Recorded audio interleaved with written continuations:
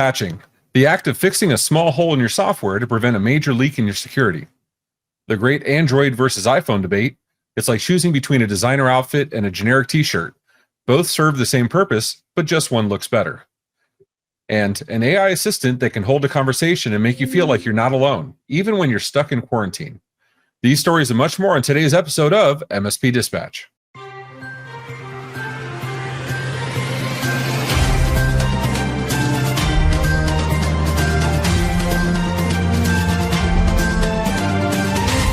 Today's episode of MSP Dispatch is presented by a very merry MSP holiday. 25 days of giveaways of amazing gifts for MSPs near and far.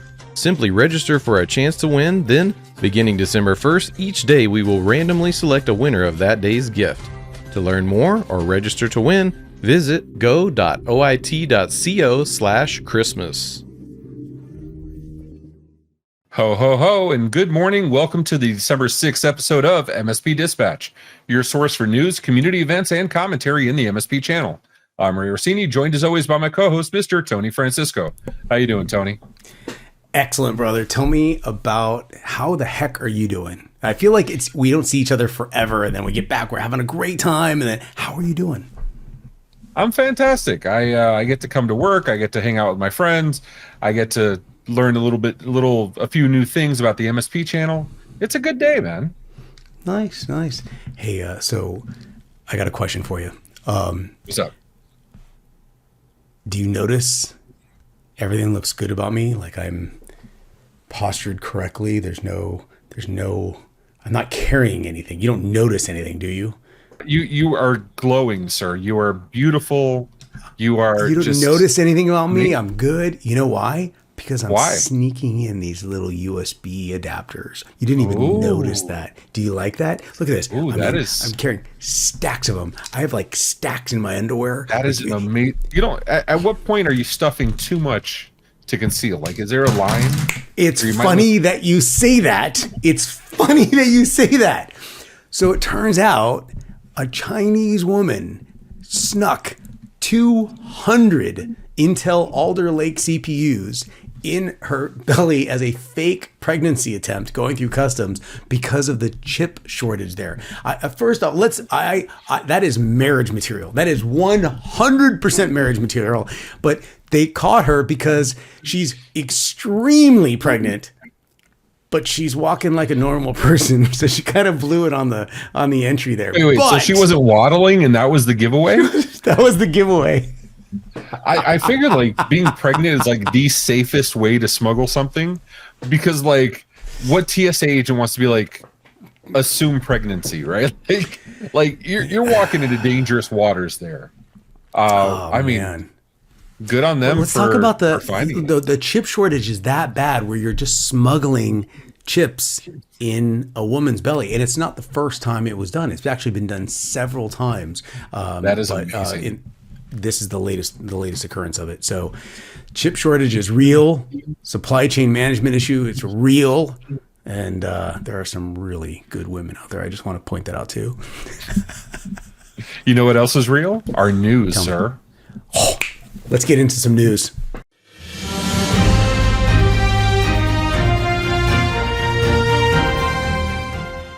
In our top story, in security, Rackspace Cloud Security Breach, written by Kevin Beaumont on doublepulsar.com.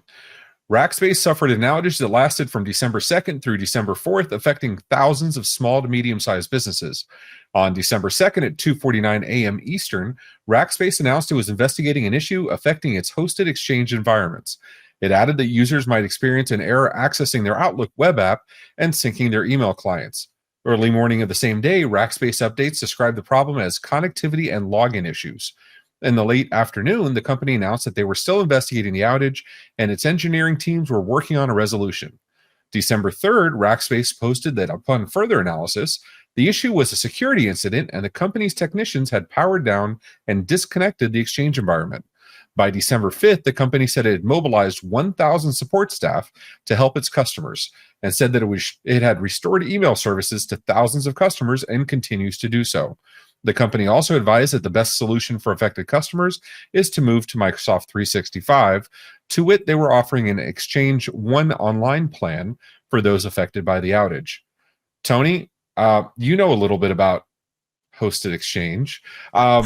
We've only talked now. So the thing we didn't put on here, which was also part of Kevin Beaumont's updates, is that they were running an August version of Exchange per the headers. Per Shodan, they showed an August version of Exchange per the long build number, which means they had not patched yet per that for the not proxy shell vulnerability that we were telling apparently they don't watch MSP Dispatch, that we were telling everybody go and patch.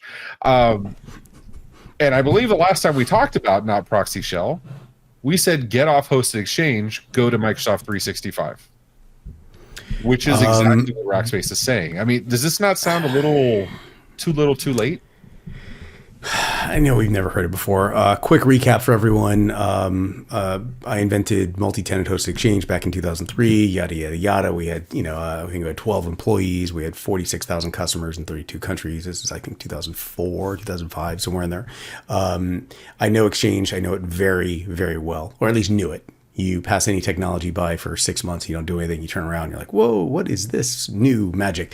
But the one thing that's consistent, update. Now, there's a lot of things that I have. I have a personal perspective on hosted Exchange because in a lot of cases, as horrible as this sounds, you don't need to patch Exchange for years if the ACLs and the content filtering, the payload and packet inspection on the front end is doing its job. But that is a lot of work, and you have to architect it perfectly. And once it's done, it's very low maintenance because it does exactly what it's supposed to do. An internal hack is really the only way you're going to be affected.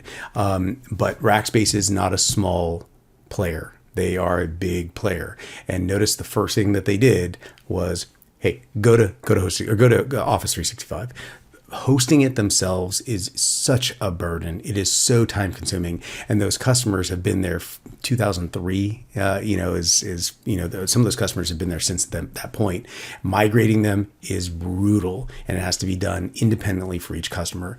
This is a major, major security risk. If you're on hosted Exchange, unless you have everything really tightened down on the front end, get off hosted Exchange, move to an Office 365 environment. Trust me. Sorry, I could go on and on and on about the rant, but yes, I'm massively passionate about this particular technology. So I'm all for the evolution of the MSP. I'm all for, hey, we did it. We were an MSP. There were plenty of products and services we used to sell that we stopped selling, up to and including MSP services at one point when we went into IT VoIP and other businesses. But this to me sounds a little disingenuous because it's not like Rackspace is getting rid of their hosted Exchange. They exhibited incompetence, in my opinion, or at least willful ignorance. They did not patch per what we see. They're continuing to offer hosted Exchange. They do sell, they're a CSP, they do offer Microsoft 365 licenses. They're going to continue offering standalone email outside of Microsoft 365. So it's not I have yet to see, hey, I'm sorry, we screwed up. Now, it's early days for an RCA, of course, but they're selling products that compete against its own best practice. The takeaway for MSPs here being that when you offer something less than what you truly believe in, are you culpable when it doesn't sufficiently protect the audience you're protecting? And I kind of see that here. So MSP audience, that's our time for the story. Let us know in the comments if we're off base, if we're, this is Rackspace's fault. I saw a few comments on Geek. This is absolutely on Microsoft, but the patches were available. And this is, in my opinion, this is on Rackspace. But what I want to see going forward is thinner, lighter, faster, not from Apple, but from another competitor.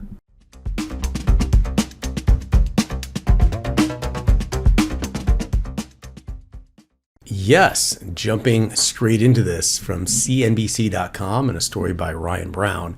OnePlus co-founder Carl Pei, his new startup, wants to launch a smartphone in the US, and it's going to compete directly against Apple.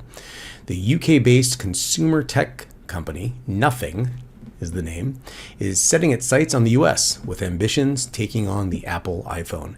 In July, Nothing, the company name, launched Phone 1, as in the number 1, a mid-range device with the design, price, and specs similar to the Apple entry-level iPhone SE.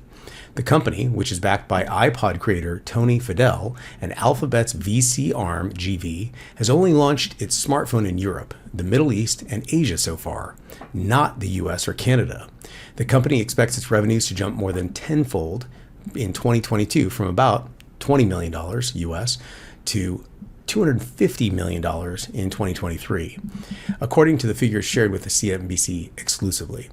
It also has more than doubled its employees to more than 400. However, the firm is still losing money. Nothing, the company name, has sold over 1 million products a day globally, with its Ear 1, that's Ear number 1, and Ear Stick earbuds selling 600,000 units, and the Phone 1 reaching 500,000 shipments. Samsung in Europe is the largest smartphone maker with 35% market share, followed by China's Xiaomi at 23% and Apple's 21%. Ray, I have so many questions for you.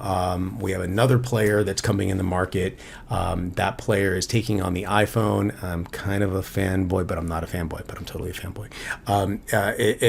If they're going to be taking on Apple, they better be backed heavily. They happen to be backed by Google's venture arm. So did you see how I snuck that into the article? Because that was a piece that I read in there. I said, so Alphabet's VC arm is backing this to go head to head against Apple. What are your thoughts on it? So I should get rid of this iPhone SE that I was going to give my kid for Christmas. How do you do it? Joke. How do you do it? Like literally, I'm just talking. Oh yeah, I got one of those. Here you go. Here, I got one right over here. I'm not even an iPhone guy. I just happen to have an iPhone here. Oh my gosh. Yeah. I don't even like a Volkswagen. Here, do you want this Volkswagen? I got a Volkswagen right now. The constant running joke between Tony and myself. Anything he mentions, I just pull out like a magician. He pulled out a 3D printer. Like literally, he goes, "Oh yeah, I got one." He leans back and he grabs it, and these are not small. Like this is a two-handed lift for me, and he just kind of pulls it out and sets it down. And that is one of the many things. Anyway, okay, iPhone. So back to the story, right? So I used to have a OnePlus when they first came out in the US. And it's a Chinese company. Obviously, Xiaomi is well known. They make a ton of electronics in China and Asia. But I had their OnePlus. I had their OnePlus 1, I think, and their OnePlus 2, which were actually really good quality phones. They were in the $500-ish range. So not premium tier, not a Samsung S22 Ultra Plus, left, right, select, start, but pound for dollar spent, it was absolutely fantastic value. And they were great devices. What ended up happening is I like the pen ecosystem of the Samsung, so I had Notes and moved on in that world. But I was really happy with my OnePlus devices. They had their One UI, which, it's not the worst. I mean, Samsung puts their own garbage on top. But they were quality hardware with good camera specs, good processors, good amount of memory. It was not the cheapest of the cheap, right? Like I got this SE. I know this is the cheapest iPhone I can possibly get, but it's going to my 9-year-old. So it is what it is. And he's getting an iPhone because they're easier to manage for a kid than Android is. But I will say I'm honestly looking forward to this. It has Google backing, or I'm sorry, ABC Venture backing. They have experience in the Android arena. They understand quality hardware. They're not going for plastic here. They're going for low-end Apple competitor. I'm down for that. I'm down. Tony, are you going to get excited about the Nothing releases like you do with Apple? Mix the Nothing. You're killing me with the name. You're confusing me. I get confused easily. I guess the real question is this a benefit to the community overall? I mean, is this going to be for the betterment of everyone? They are talking in this article. It's a great article. I strongly recommend everyone read it. It talks about the fears, the concerns of Apple taking over that mobile industry very soon. And this is a player that's going to jump in. And if it's backed by Alphabet, that may be the mechanism needed for Google UI to come in and be a real player as well. So, but we should probably talk about this later time. I would love to hear everyone else's ideas on another player in the industry. I believe, from what I understand, there's something big happening, but you got to explain it to me.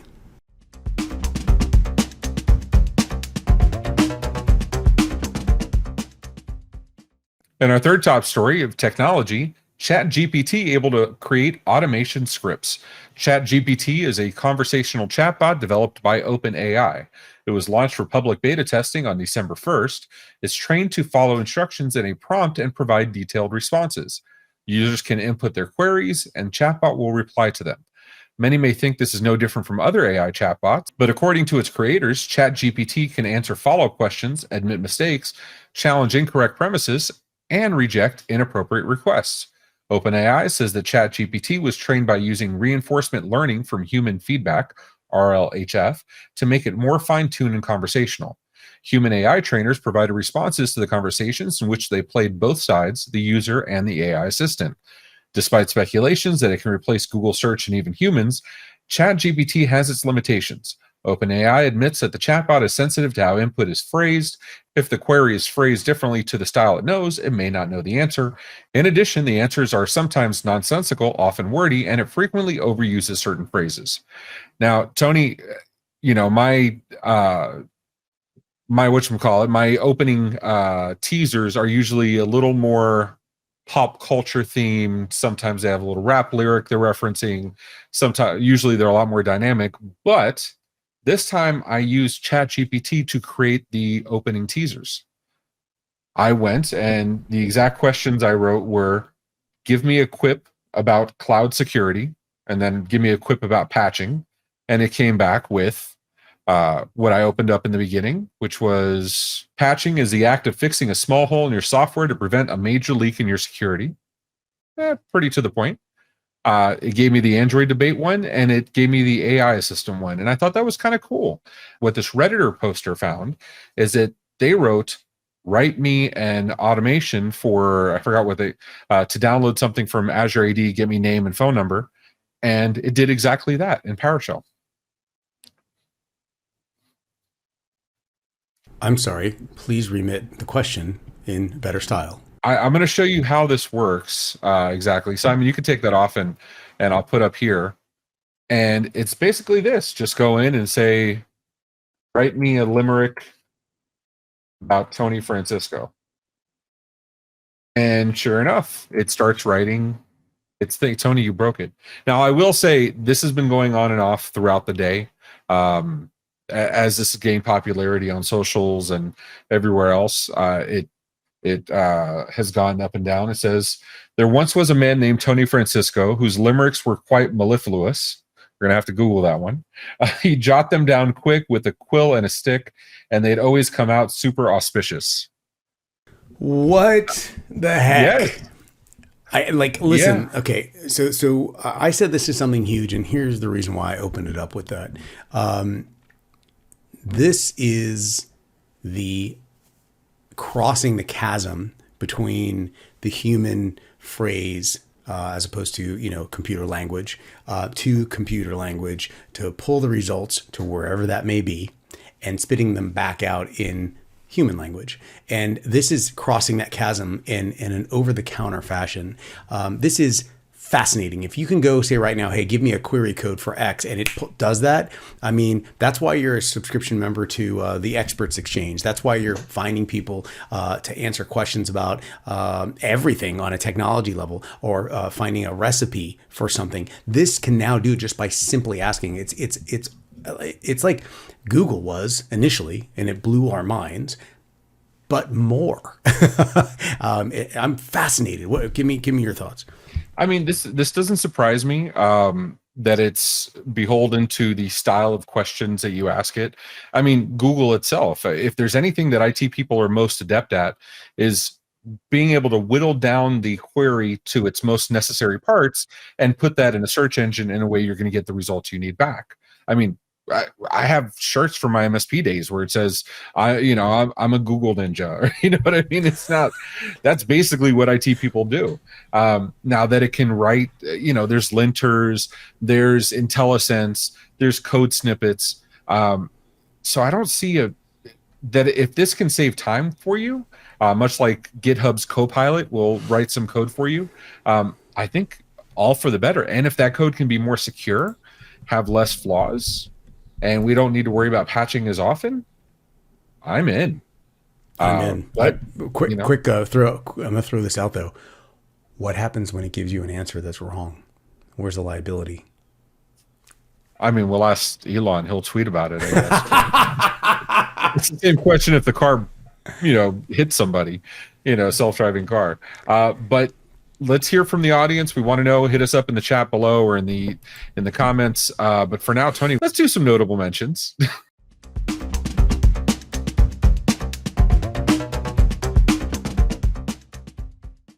Jumping into my first notable mention on MSPtoday.com, as crypto scams skyrocket, PAX 8 is alerting MSPs to the risks ahead. In the last few weeks, PAX 8, a global cloud marketplace for MSPs and SMBs and enterprises, noticed an uptick in compromised Azure and AWS accounts used for crypto mining, urging their MSP partners to pay attention, especially during the holiday season when cybercriminals are more prevalent. PAX 8 sent an email to its 25,000 MSP partners cautioning, "Don't let your guard down and stay alert."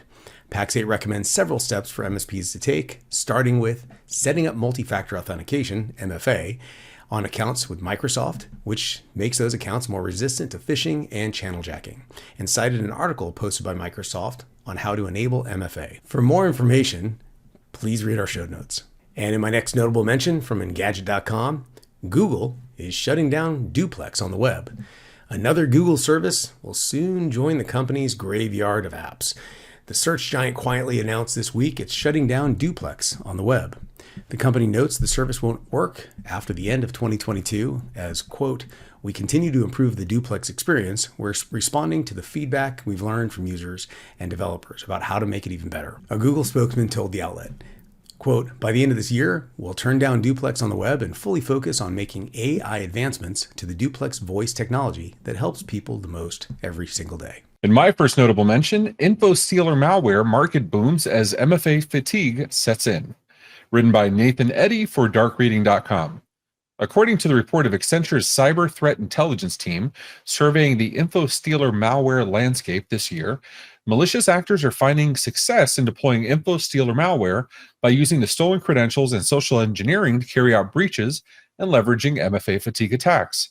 The report emphasized the growing effectiveness of MFA fatigue attacks, which involve repeated attempts to log onto an MFA-enabled account using stolen credentials. Paul Mansfield, a cyber threat intelligence analyst at Accenture, said that there were many examples this year of Infostealer being used to harvest credentials. However, the most concerning finding where the damage can be done at little to no cost to the actor. The malware usually costs actors $200 a month, and in that time, they can steal a high volume of credentials and pick out the most valuable for targeted attacks and then sell the rest in bulk to marketplaces for others to do the same. In my second notable mention, FTC may approve Microsoft Activision deal. Written by Chris Scullion for VideoGamesChronicle.com. The FTC chair may be willing to approve Microsoft's proposed acquisition of Activision's Blizzard to avoid a messy vote split. According to a new report by the New York Post, FTC insiders claim that 2 of the 4-person panel investigating the proposed deal may side with Microsoft, and this might not be ideal for Lena Khan, FTC chair. Insiders claim the chair was looking to either block the deal or take it to court. Since this would damage Khan's attempt to block the deal or take it to court, it also claimed that she may agree to a settlement in which Microsoft makes concessions. However, Bloomberg's report last week cited someone familiar with the matter who said that Microsoft is prepared to fight in court should the Federal Trade Commission attempt to block the Activision Blizzard deal.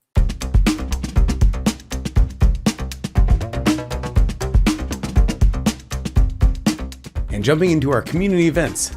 Today, December 6th, an in-person event, Connect IT Local in Atlanta, Georgia. On December 7th at 12 p.m. Eastern Standard Time, Build It Better MSP discussion presented by Everything MSP. On December 8th, an in-person event, Connect It Executive Roadshow in Miami, Florida. And finally, on December 9th at 10 a.m. Eastern Standard Time, the MSP Dispatch Weekly Wrap-Up presented by the MSP Media Network.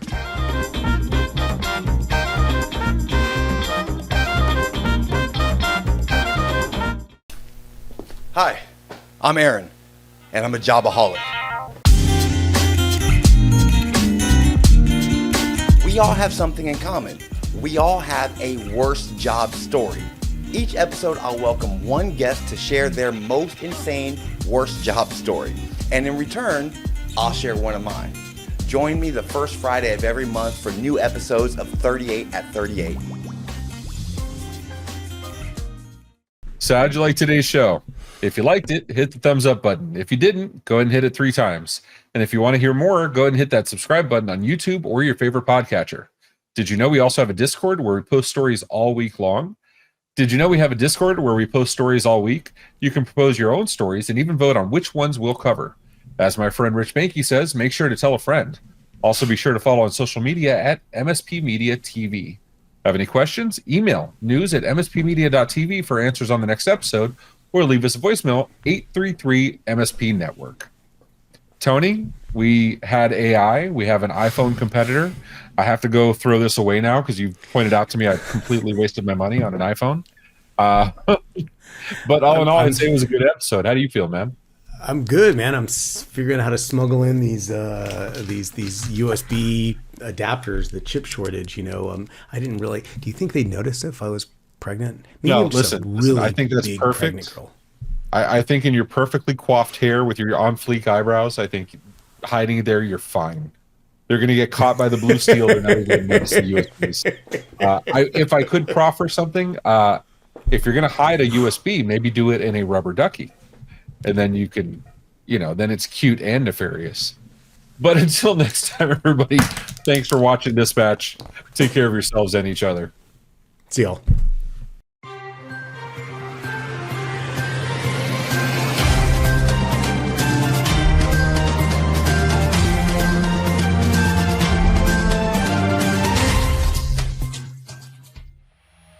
This has been a broadcast of the MSP Media Network.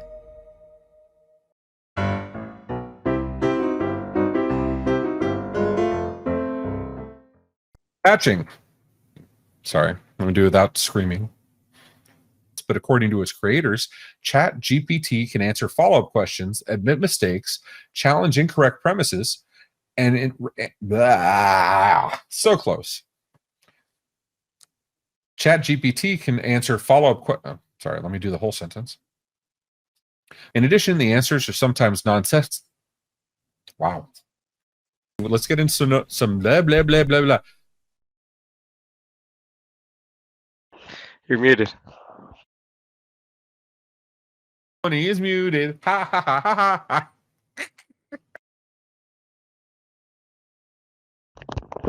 You're still muted. Oh. Okay. Yeah, that was funny. That was a double dolphin right there for you. Okay, here we go. Information for more. A Google spokesperson told the outlet, by the end of this year, we'll turn down Duplex on the web and fully focus on making AI